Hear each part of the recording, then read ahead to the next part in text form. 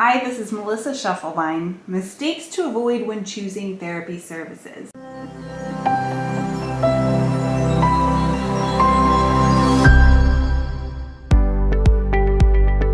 Number 1, making quick decisions out of anxiety.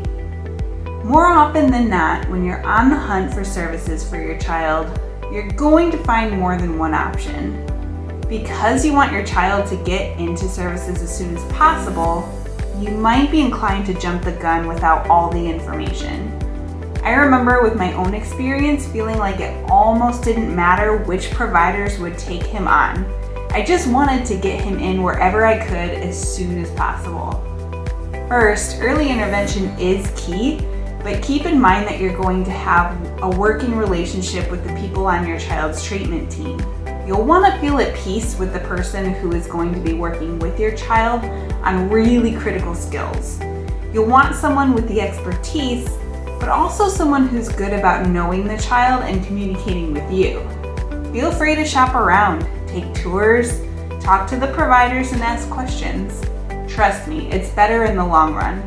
My ideal therapy situation is one where the provider not only knows how to work with the child, but one that is really great about helping the parent find manageable ways to keep interventions going at home. You should feel as though you're, in a way, in the therapy process as well. Number 2, going solely off word of mouth. Friends and family are really excellent resources.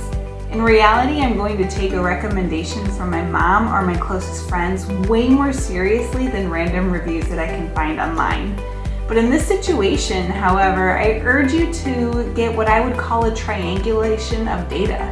This means you want all of your data to point to the resources that you need, even when they're all coming from different places. What I mean by this is that you'll want good word of mouth from the people that you may know who are experienced with the provider, but then you'll also want good reviews from the other parents whose children have been in the program.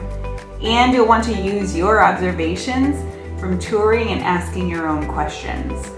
All of these sources should come together to formulate your decision. In the end, the expert on your child is you. You have to make the decision based on what will be best for your child. What works for some children may not be what works best for yours. Number 3, getting overwhelmed with waiting lists. There's not much that feels more helpless than a waiting list. You figured out what your child needs, you found a provider that works, you're ready to get started, and then you hear that it could be 6 to 18 months for your child to start getting services. When you're talking early intervention, you don't have 6 to 18 months to play around with. This can be so disheartening and frustrating. It might even pique your anxiety to a point where you don't even enroll and select other providers simply because you don't have to wait as long. Let me ease your mind a little bit after having worked as a provider. There are a lot of moving parts to the waiting list.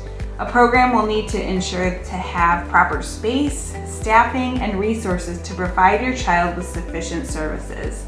Trying to offer these services without them could result in poor implementation, which wouldn't do you any good anyway. It takes time to hire and train the proper staff, which is a great thing. You want quality people working with your child. You also want to ensure that a provider is able to allow enough time to meet your child's recommended requirements. The world of therapy changes just as much as any other program. Current clients sometimes need to quickly relocate or get discharged. Sometimes a provider is able to hire several people all at once and train them as a group. If you were put on a waiting list, put a reminder on your phone every couple of weeks to call the provider and see if any progress has been made. In the meantime, there is another big reason I created Bloom Health. While you're on the waiting list, we have strategies that you can implement at home so that your child isn't getting 0 services while you wait. Number 4, feeling stuck with a program. If you feel like something is not working out, you shouldn't dismiss your gut instincts. Yes, therapy service utilizes professionals that have very specific skill sets and expertise, but that doesn't negate your ability to see your child's progress. With keeping it in mind that progress may take time, you should still feel like you're on board with how things are going. And if you're not, you should have easy access to speak with the treatment team to get updates. There's expertise in the field or the practice, and there's expertise with the child. I remember a time when my son was only getting speech therapy. He spent the majority of the session really escalated, and he only had sessions twice a week for 30 minutes. When I spoke with his speech therapist, she was the one to recommend supplementing speech with ABA and occupational therapy to help with some of the regulation skills that he needed to be successful. Usually a treatment team is the most effective. By him building up skills in other areas, he was able to get more out of his speech sessions. If you feel like something isn't going well or sessions aren't as productive as they could be, talk to the therapist and see what approach can be taken. Sometimes supplemental therapies can help. Sometimes there are ways that you can join the session to help it go smoother. There's always a way to make things move along as they should. The key is being able to have open discussions with the provider. If a provider isn't open to talking about progress and you feel that communication is limited, you may want to seek out other options. Number 5, having goals that are short-sighted. The key is the ability to have open discussion with the provider. In my experience as a BCBA, I remember implementing very specific treatment protocols that seemed silly at first, but had long-term goals in mind. For instance, if I had a child who got really escalated when other people sang aloud, I would have to start really small. A treatment protocol for this might include the child allowing a familiar adult to sing for half a second, then pairing that with heavy amounts of reinforcement. If you're looking at this from the outside, you might think, why on earth would you have a program in place where a child listens to an adult sing for half a second and then gets rewarded? Well, the reason is that I had to start with a goal that could grant the child as much access to reinforcement as possible, so I could work on something important in a way that wouldn't be too frustrating. Every mile begins with one step. I was able to talk with the parents and let them know what my plans were, but if I just presented that very first step, the whole plan might not make sense to the parents. A lot of times, we have really big conceptual goals, like I want my child to talk, but we don't always see the hundreds of steps it'll take to get there.